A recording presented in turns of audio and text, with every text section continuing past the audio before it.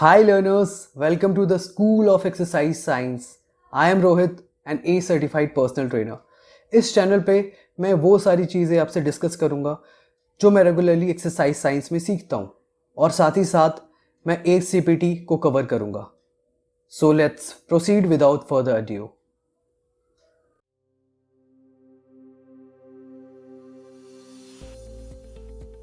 It is important to understand the processes behind clients' desire to change and to maintain change.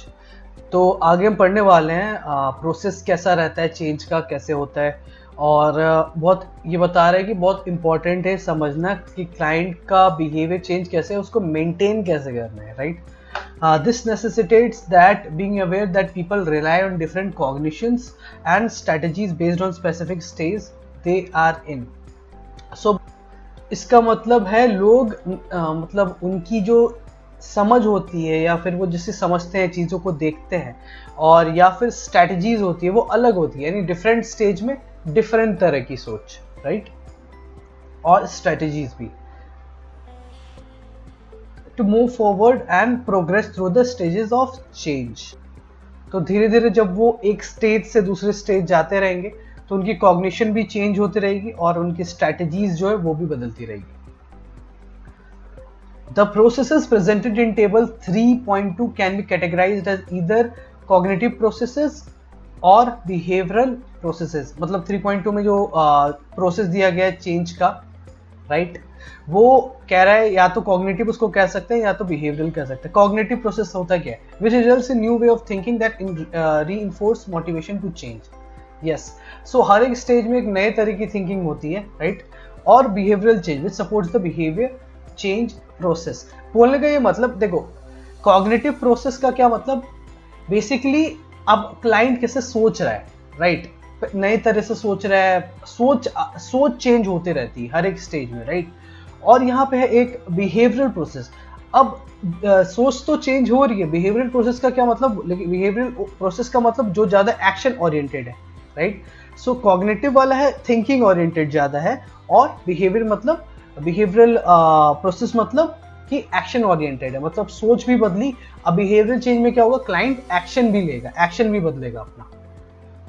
Both of which influence and individuals progress through the stages of change. दोनों influence करती है client के या फिर individual के process of stages of change. दोनों influence करती है क्लाइंट के इंडिविजुअल के स्टेज ऑफ चेंज को.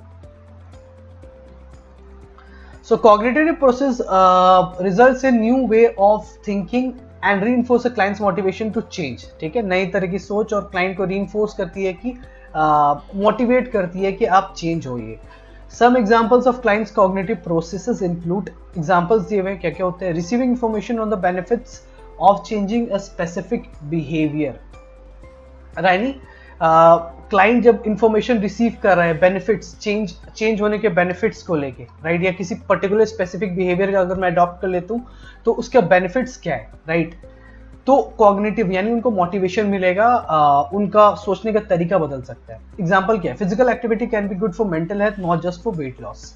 उनको ये इन्फॉर्मेशन मिली, उनको ये मोटिवेट कर सकता है, राइट, कि मेंटल हेल्थ भी इंप्रूव हो रहा है, मैं स्ट्रेस में भी रहता हूँ, मेरे को फायदा हो सकता है, राइट.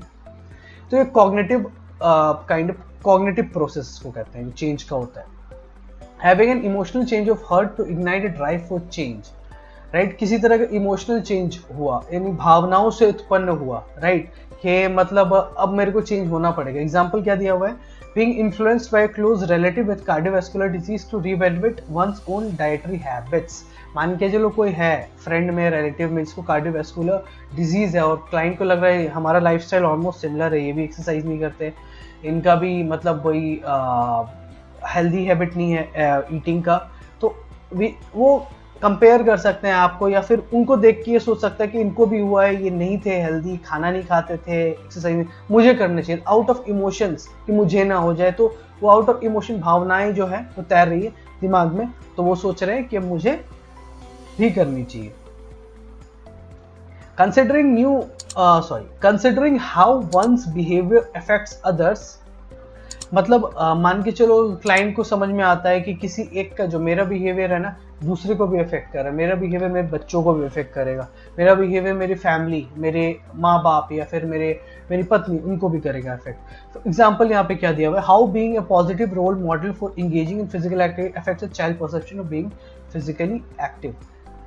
बेसिकली इसका यही मतलब है कि मैं जैसा बनूंगा मेरे परिवार मतलब पे भी उससे वैसे ही इफेक्ट आएगा। तो if I will be positive influence for my family, वो भी पॉजिटिवली अपने आप को ट्रेन करेंगे, एक्सरसाइज करेंगे, राइट।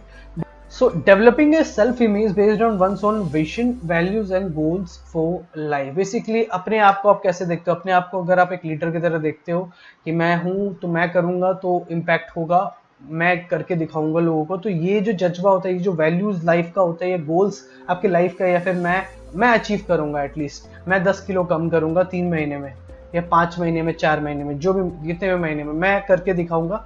तो आप अपने आप को कैसे देखते हो, आप अपने आप को एक अगर लूजर की तरह देखते हो कि नहीं मैं ही नहीं कर पाऊंगा, मैं, तो आप वैसे ही इन्फ्लुएंस करोगे। लेकिन अगर आपकी इमेज अपने लिए कैसी है, सेल्फ इमेज कैसी है, लाइफ में आपकी वैल्यूज क्या है, उन सब चीज़ों को लेके आप खुद को कैसे देखते हैं, तो बेसिकली आप वैसे ही एक्ट कीजिएगा, राइट। पॉजिटिव अगर करते हो तो पॉजिटिव आप इन्फ्लुएंस करोगे, नेगेटिव कर रहे हो नेगेटिव इन्फ्लुएंस करोगे, तो वही चीज़ है। Connecting with like minded people who may positively influence one's feeling about a certain behaviour. आप अगर पॉजिटिव लोगों से मिलोगे तो आपको पॉजिटिविटी ही मिलेगी, अगर नेगेटिव लोगों से मिलोगे तो वैसे ही मिलेगी। तो बेसिकली एक्टिव लोगों से ज़्यादा कनेक्शन, ऐसे लोगों से जो फिजिकली एक्टिव है, तो मोस्ट प्रोबेबली आप भी रहोगे वैसे ही, राइट। हालांकि ऐसे लोगों के साथ जिनके जंक फूड खाने की आदत है या फिर फिजिकली एक्टिव नहीं है, वैसे लोगों से मिलोगे तो आपकी कह सकते हैं आपकी हैबिट वैसी ही बन जाती है। Behavioural processes on the other hand involve action oriented learning where clients experience the behaviours and adopt those that work. या बिहेवियरल चेंज बेसिकली, जैसे मैंने बताया था, एक्शन ओरिएंटेड होता है, उसी से क्लाइंट सीखता जाता है, फिर वो समझता है मेरे लिए क्या वर्क कर रहा है क्या नहीं हो रहा है, राइट। एग्जाम्पल दिया हुआ, making a commitment to write down a behaviour in a journal. अब मान के चलो क्लाइंट ने एक डिसीजन लिया कि मैं जो भी करता हूँ पूरे लाइफ स्टाइल में, जैसा मेरा बिहेवियर रहता है फूड को लेके, वर्कआउट को लेके, उसको मैं एक जर्नल, एक डायरी में नोट करूंगा। तो उसने एक एक्शन लिया अपने लिए बिहेवियर को चेंज करने के लिए। सो बिहेवियरल प्रोसेस का एक एग्जाम्पल है। और भी 3 एग्जाम्पल्स यहाँ पे दिए हुए हैं। या using substitutions that replace old risky health behaviors with new health promoting behaviors. Example है packing healthy lunch instead of relying on the fast food. Basically client ने अब यहाँ पे मान लो डिसीजन लिया कि अब मैं मेरा जो भी ओल्ड बैड हैबिट था उसको हेल्दी हैबिट में कन्वर्ट करना है मेरे को, ठीक है। Recruiting and nurturing social support systems, कोशिश करना सोशल सपोर्ट सिस्टम बनाए अपने लिए, राइट, और उसको मेंटेन करना है, राइट। लोगों को अपने घर में कह दिया कि मेरे को इंकरेज किया करो, मेरे को रिमाइंड करा दिया करो, मेरे को कब क्या करना है मैं आपको पहले बता दूंगी, मेरे को कल रिमाइंड करा देना मेरे को ये करना है। या फिर सोशल सपोर्ट सिस्टम आपने डेवलप कर लिया। एग्जाम्पल क्या है, talking to one's family about why sleep is important to you and asking for their support with setting a new schedule. अब आप अपने फैमिली मेम्बर्स को बता रहे हो कि मदर को बता रहे हो कि मेरे लिए स्लीप कितना इंपॉर्टेंट है और मेरे को स्लीप साइकिल मेरा गोल है ऐसे अचीव करने का, प्लीज़ आप अपनी सपोर्ट मेरे को देना। और मेरे को अगर मैं नहीं उठूँ 6 बजे तो प्लीज़ मेरे को उठा देना, ठीक है। अगर मैं फ़ोन पे लगे हूँ तो आप मुझे हेल्प करना, मुझे रिमाइंड कराना फ़ोन पे क्यों लगे हुए हो, रात भर फ़ोन को रख दो सो जाओ। तो काइंड ऑफ एग्जाम्पल है। तो सोशल सपोर्ट सिस्टम कुछ ऐसा दिखता है। Creating personalized rewards, right. Example है rewarding oneself with a new pair of running shoes when a certain mile threshold is reach. तो बेसिकली अपने आप को रिवॉर्ड करना कि मैं एक पर्टिकुलर गोल को रीच कर लूँगी। 10 किलो अगर कम कर लिया मैंने 5 महीने में, तो मैं अपने आप को कह सकता हूँ कि एक नया जिम बैग दूंगा। या फिर यहाँ पे एग्जाम्पल दिया हुआ है रनिंग शूज़ का कि कुछ माइल अगर मैं दौड़ लेता हूँ, राइट, तो मैं अपने आप को एक नया रनिंग शूज़ दूंगा। तो दैट इज वाई खुद को रिवॉर्ड करना भी एक बहुत अच्छी चीज़ होती है, राइट। तो इससे आपका बिहेवियर चेंज होता है। Now processes of change. So processes of change, देखो चेंज होने का भी प्रोसेस होता है, उसमें भी बहुत कुछ होता है इस बीच में। तो क्या क्या चीजें होती हैं? Consciousness raising, finding and learning new facts, ideas and tips that support healthy behaviour change. Basically आप नए नॉलेज ले रहे हो, इंटरनेट से चीज़ें सीख रहे हो, नई आइडियाज आपको मिल रहे हैं कि कैसे आपको हेल्दी बिहेवियर चेंज अडॉप्ट करना है एंड ऑल। तो ये चीज़ें ना है ना आपकी कॉन्शियसनेस को रेज करता है, राइट। तो जितना उस चीज़ के बारे में फैक्ट्स देखोगे, पॉजिटिव चीज़ें देखोगे, आइडियाज़ एंड टिप्स जो भी यहाँ पे दिया हुआ है, तो वो हेल्प करती हैं।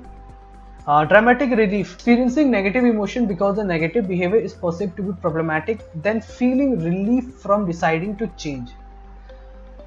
हाँ, ओके, मान के चलो ड्रामेटिक रिलीफ एक ये भी आता है। मान के चलो अब बहुत नेगेटिव फील करने लगे कि यार मैं कितना, क्योंकि आपको पता चल गया ना कि बुरा खाने से ये होता है, ये प्रॉब्लम, तो आप खुद नेगेटिव हो गए थोड़ा सा कि यार मैं कितना आज तक अपनी लाइफ में इतना मैंने जंक खाया है, इतना ये किया है, पता नहीं मेरी बॉडी का क्या होगा। फिर थोड़ा सा आप रिलीफ फील करते हो कि मतलब, लेकिन अब आप थोड़ा चेंज होने वाले हो क्योंकि आपने डिसाइड किया चेंज, कल से मैं जिम जाऊंगा, कल से मैं कम जंक खाऊंगा, धीरे धीरे हेल्दी खाने पे को बढ़ाऊंगा। तो ड्रामेटिक रिलीफ मतलब एक बार नेगेटिव लगता है, फिर यू फील कि good, so it is also a part of change. Self re evaluation, so realizing behavior change is an important part of one's identity as a person. So आपको realise हो रहा है कितना ज़्यादा इंपॉर्टेंट है behaviour change करना। तो self reevaluation is also part of change, process of change.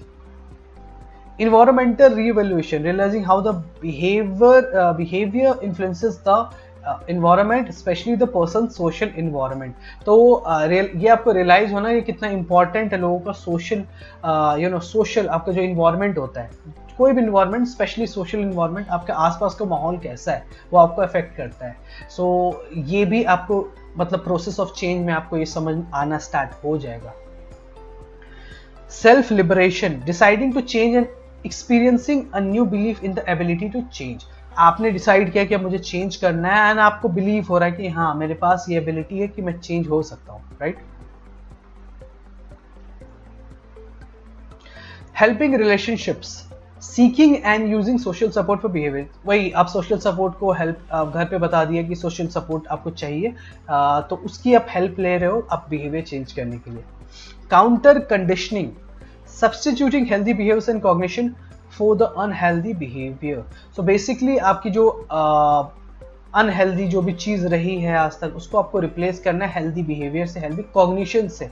जो चीज़ आप गलत नेगेटिव उसके बारे में देखते थे वो सब नहीं है, पॉजिटिव आपको देखना है, पॉजिटिव सोचना है। So that is the thing. Reinforcement management, increasing rewards for healthy behaviour change and decreasing rewards for unhealthy behaviour. So basically आपको अपने आप को ज़्यादा कोई भी अच्छी चीज़ कर रहे हो, राइट, उसके लिए आपको अपने लिए ज़्यादा रिवॉर्ड करना है। आपको अपने आप को मान के चलो जैसे शूज़ गिफ्ट कराया, अपने आप को अप्रिशिएट किया, तो ये वो आप अपने आप को ज़्यादा रिवॉर्ड दे रहे हो, राइट। लेकिन कोई गलत काम कर लिया, जंग कर लिया, तो ऐसा नहीं है कि बहुत ज़्यादा अच्छा काम कर लिया, मन में आप अपने आप को ज़्यादा रिवॉर्ड नहीं देते उस चीज़ के लिए कि नहीं यार अच्छा नहीं किया मैंने, मेरे को ऐसा नहीं करना चाहिए था। तो आप अपने आप को कम अप्रिशिएट कर रहे हो, वहाँ पर कम पॉजिटिव फीडबैक कम दे रहे हो। जो पहले आपको कोई फिक्र नहीं हुआ करती थी, जंग खा लिया तो मज़ा आ गया यार, अच्छा आवाज़ खा लिया मेरा मूड अच्छा हो गया, तो वो आपका कम होता रहता है, राइट। स्टिमुलस कंट्रोल,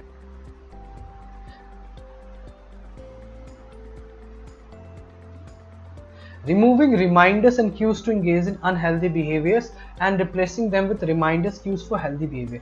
So जो भी आपका पहले आप रिमाइंडर्स आपका रहता था, आपके दिमाग में रहता था कि फ्राइडे वीकेंड होता है, तो फ्राइडे वीकेंड है तो मान के चलो थोड़ी सी अल्कोहल हो जाए, थोड़ी ये रिमाइंडर्स हो गए फ्रेंड्स के साथ, तो वो चीज़ें मतलब आप कम करने लगते हो, वो रिमाइंडर्स। या फिर कोई भी चीज़ हुआ जो अनहेल्दी है, जो आपको याद मान के चलो आया कि अचानक से अच्छा मुझे आज तो सैलरी आ गई है, आज चलो लार्ज पिज़्ज़ा ऑर्डर करते हैं, तो वो जो रिमाइंडर्स है वो उस सब चीज़ को आप इग्नोर अब करना स्टार्ट करते हो। अब आप ज़्यादा ध्यान क्या रखते हो, हेल्दी चीज़ों पे, राइट। अब पैसे आ गए, सैलरी आई, तो आपने सोचा कि चलो जो चीज़ें मेरी हेल्थ के लिए अच्छी है, जो अभी कम हो रही है, अभी जाके फिलहाल मार्केट में ले लेता हूँ, मेरी सैलरी आई है। तो इसको कहते हैं चेंज करना, क्यूज को रिमाइंड करा रहे हो अपने दिमाग में, पॉजिटिव चीज़ों के लिए अब ज़्यादा अवेयर रहो, ना कि नेगेटिव चीज़ों के लिए। Social liberation, taking advantage of opportunity to be with people who model the new behaviour, noticing the social norms that reinforce the new. Basically उन लोगों के साथ कनेक्ट होने, आप अपॉर्चुनिटी ढूंढ रहे हो ऐसे लोगों के साथ रहने की जो आपके न्यू बिहेवियर को डेवलप करने में आपकी हेल्प करे, राइट। तो वैसे लोगों से आप कनेक्टिविटी ज़्यादा बनाना चाहते हो।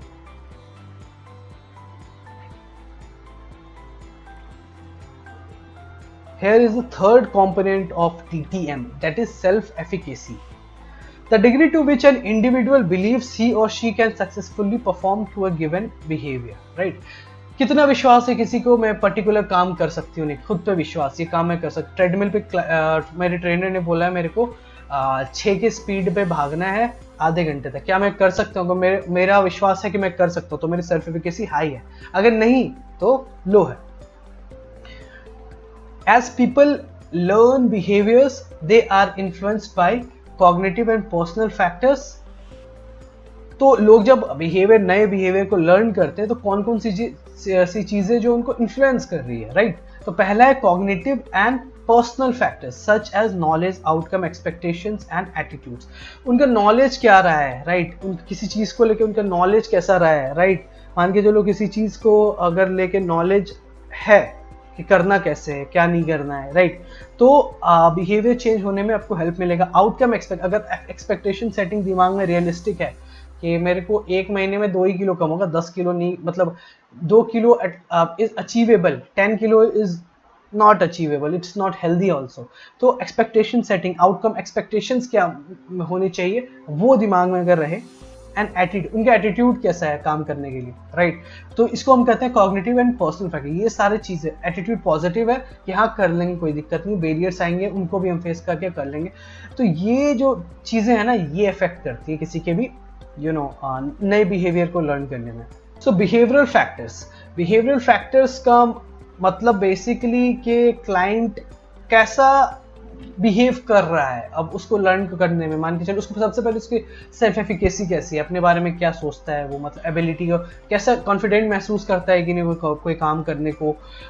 मान के लो सेल्फ इवेल्युएशन, इन सब चीज़ों पे सेल्फ खुद को इवेल्युएट करता है, खुद को कैसे इवेल्युएट करता है, पॉजिटिव करता है, नेगेटिव करता है, तो बिहेवियर कैसा है उसका बेसिकली। तो ये भी बहुत ज़्यादा इन्फ्लुएंस करता है। Environmental factors such as social norms, community influences, behaviour reinforcement and observational learning. Basically मोटा मोटी बोलने का मतलब कि उसका इन्वायरमेंट कैसा है, आसपास का कैसा है, कम्युनिटी कैसी है, कैसा उसको पॉजिटिव इन्फ्लुएंस हो रहा है या फिर नेगेटिव इन्फ्लुएंस हो रहा है। तो बेसिकली इन चीज़ों पे बहुत ज़्यादा डिपेंड करती है क्लाइंट अगर नया बिहेवियर को अडॉप्ट कर रहा है। In other words, according to social cognitive theory, how people think about things exerts a strong influence on their behavior. लोग कैसा सोचते हैं, मोटा मोटी जो भी हमने पॉइंट बोला, मोटा मोटी इसका सार ये है कि लोग क्या सोचते हैं, राइट? मतलब चीज़ों को अगर मान के चलो एक्सरसाइज उनको अडॉप्ट करना है, एक्सरसाइज को लेकर सोचते क्या है, उनकी सोच क्या है, वो चीज़ उनके बिहेवियर चेंज में हेल्प करेगी। अगर सोच नेगेटिव है तो आपको पता है रिजल्ट क्या होगा, पॉजिटिव है तो ऑफ कोर्स चेंज करेंगे। Social cognitive theory supports the importance of having positive outcome expectations. So social cognitive theory होता है, वो बोलती है हमेशा कि आपका आउटकम एक्सपेक्टेशन हमेशा पॉजिटिव होना चाहिए कि हाँ जो मैं अचीव कर लूँगा, राइट? आउटकम एक्सपेक्टेशन, जो एक्सपेक्टेशन होने वाला पॉजिटिव होना चाहिए हमेशा। गोल सेटिंग रियलिस्टिक होना चाहिए। सेल्फ मॉनिटरिंग बिहेवियर, खुद को मॉनिटरिंग करने का एक बिहेवियर होना चाहिए, खुद को ट्रैक कर रहे हैं आप, कितना पानी, कितना सोया, कितना स्ट्रेस ले रहे हैं, वर्कआउट, जंक फूड, तो ये सेल्फ मॉनिटरिंग होनी चाहिए। Prompting intention formation, helping client make a decision to change. So basically client को आप बता रहे, इंटेंशन दे रहे हो, क्लाइंट को आप एम्पावर कर रहे हो कि आप सोचो आपको चेंज होना है, राइट? सो क्लाइंट तब इंटेंशन फॉर्म करेगा कि हाँ मेरे को चेंज होना है, अपने आप उसकी नीयत बदलेगी कि हाँ मुझे चेंज करना है। तो उसको हम कह रहे हैं prompting intention formation and planning, which are all important practices for personal trainers to impress. And planning करना है कि आगे हम कैसे गोल को अचीव करेंगे। Yes, additionally there is a reliable relationship between self efficacy for activity and stage of behavior change। तो यहाँ बता रहा है सेल्फ एफिकेसी और स्टेज ऑफ बिहेवियर चेंज जो होता है उसमें रिलायबल है, मतलब आपस में एक दूसरे पे निर्भर है। सेल्फ एफिकेसी ज़्यादा है तो चांसेस है कि बिहेवियर चेंज होगा, अगर कम है तो चांसेस है बिहेवियर चेंज नहीं होगा। such that those in pre-contemplation and contemplation stages have significantly lower levels of self-efficacy than individuals in the action and maintenance stages. So शुरुआत के जो 2 स्टेज हमने पढ़े हैं, contemplation and pre-contemplation, उसमें क्या होता है ना, self efficacy generally low होती है क्लाइंट्स की, राइट? उतना एबिलिटी पे विश्वास नहीं है, करना क्या है उतना कॉन्फिडेंस नहीं है, राइट? हाउएवर वही हम बात करें एक्शन और मेंटेनेंस स्टेज में, उसमें क्लाइंट की कॉन्फिडेंस और सेल्फ एफिकेसी हाई होती है. This is the logical relationship, as those in pre-contemplation and contemplation stages are not yet engaging in physical activity. देखो सेल्फ एफिकेसी तो तभी बढ़ेगी ना जब आप कोई चीज करोगे, एक्शन लोगे. आप कोई काम आप नहीं करोगे तो कॉन्फिडेंस तो कम ही होगा ना ऑलरेडी. तो आप प्री कॉन्टेम्पलेशन कॉन्टेम्पलेशन स्टेज में तो ऑलरेडी आप एक्शन नहीं ले रहे, राइट? तो आप सेल्फ एफिकेसी हाई नहीं है. लेकिन आप एक्शन स्टेज में और मेंटेनेंस स्टेज में आप काम करते हो, एक्शन लेते हो, राइट? दैट इज वाई आपकी सेल्फ एफिकेसी हाई रहती है, which may be reflective of the belief that they do not have the ability or knowledge required to be active. So यहाँ पे क्या हो जाता है, प्री कॉन्टेम्पलेटर को मतलब यहाँ पे उनको ये बिलीफ फॉर्म हो जाता है कि बिकॉज वो इन्वॉल्व नहीं है ना एक्टिविटी में, तो उनको लगता है कि ना उनके पास एबिलिटी है करने की, ना उनके पास नॉलेज है करने की कि कैसे हमें एक्टिव रहना है, कैसे नहीं रहना है. That is why self efficacy कम होती है. While those in action and maintenance stage are engaged in regular activity programs, thus demonstrating a belief in ability to be regular. जब पहली बात बताया कि क्योंकि वो इंगेज रहते हैं लगातार फिजिकल एक्टिविटी में, तो उनके अंदर वो बिलीफ होता है कि मैं काम कर सकता हूँ, राइट? सेल्फ एफिकेसी हाई रहती है. The relationship between stage of change and self-efficacy implies that by increasing self-efficacy, a person may progress through the stages more efficiently. मान के चलो किसी क्लाइंट की सेल्फ एफिकेसी हाई है तो एक स्टेज से दूसरे स्टेज जाने में उनको मतलब बहुत स्मूथली आराम से चले जाते हैं, right? This is critical for people in the contemplation preparation stages, as they are thinking about or wanting to be physically active and working towards the point where they can be regularly active but still have some doubts about achieving that goal. So मान के चलो कोई contemplation और preparation stage में उनके लिए बहुत specially बहुत ज़्यादा ज़रूरी है सेल्फ एफिकेसी, बिकॉज वो डाउटफुल है, अभी वो प्रोज कॉन्स देख रहे हैं, राइट? हालांकि एक्शन और मेंटेनेंस वाले डाउटफुल नहीं है, वो सेल्फ एफिकेसी उनकी बहुत हाई है. सो दैट इज वाई ये जो ट्रांजिशन है ना कि कॉन्टेम्पलेशन से प्रिपरेशन में जाने का, इसके लिए बहुत स्पेशली ज़रूरी है सेल्फ एफिकेसी हाई रहना. By specifically focusing on increasing these individuals' levels of self-efficacy, a personal trainer may be best able to support them in progressing to the action stage more quickly. वही एक ही बात बार बार बोल रहा है, kind of repeat हो रही है कि सेल्फ एफिकेसी अगर अच्छी है तो पर्सनल ट्रेनर बहुत क्विकली उनको उस वाले स्टेज जो उनका कॉन्टेम्पलेशन या प्री कॉन्टेम्पलेशन प्रिपरेशन स्टेज से एक्शन और मेंटेनेंस लाने में ज़्यादा टाइम नहीं लगेगा. सो दैट इज वाई मैं बार बार बोल रहा था शुरू में भी कि क्लाइंट आता है तो पहले वो चीज़ नहीं कराना है उसके गोल के हिसाब से कि जो उसको गोल पे सूट करे, उसके मोटापे के. पहले दिन हम कैलकुलेट करके नहीं करवाएंगे इनको आज इतना बर्न करवाएंगे, नहीं, ऐसा नहीं. पहला काम ही हमारा होता है बिहेवियर चेंज, यानी सेल्फ एफिकेसी बढ़ाना. सेल्फ एफिकेसी बढ़ेगी तभी वो कंटिन्यू करेगा, सिंपल सी बात है. सो पहले दिन भूल जाना है कि ज़्यादा कैलोरी वैलरी और ये और वो, कुछ नहीं. ईजी टू डू, जो उसके लिए ईजी हो, उसकी कॉन्फिडेंस बढ़ जाए. अगर वो 5 मिनट 3 की स्पीड में भी चल लेता है, वही दो. आपको लग रहा है ये कर सकता है तो वही दो, एंड गिव पॉजिटिव फीडबैक कि वाओ आपने बहुत बढ़िया किया है, I am proud of you, and ऐसे ही करते करते धीरे धीरे आपका प्रोग्रेशन होगा. एक दिन आप और अच्छा स्पीड पे करोगे, right? Through conversation, a personal trainer can gain knowledge about a client's previous experience with exercise, feelings and emotions associated with starting a new program, expectation, apprehensions related to program involvement. So client से जितना बात करोगे, जितना open ended question पूछोगे, तो आपको पता चलेगा client का previous exercise experience कैसा रहा है, feelings और emotions क्या है, मतलब नया प्रोग्राम स्टार्ट करो कैसा वो फील कर रहा है, राइट? एक्सपेक्टेशंस क्या है, उसकी उम्मीदें क्या है, आशाएं क्या है, apprehensions related to मतलब उनके डाउट्स क्या है प्रोग्राम को लेके. तो प्रीवियस जो एक्सपीरियंस रहा है एक्सरसाइज का वो बहुत ज़्यादा मैटर करेगा अभी के सेल्फ एफिकेसी पे, राइट?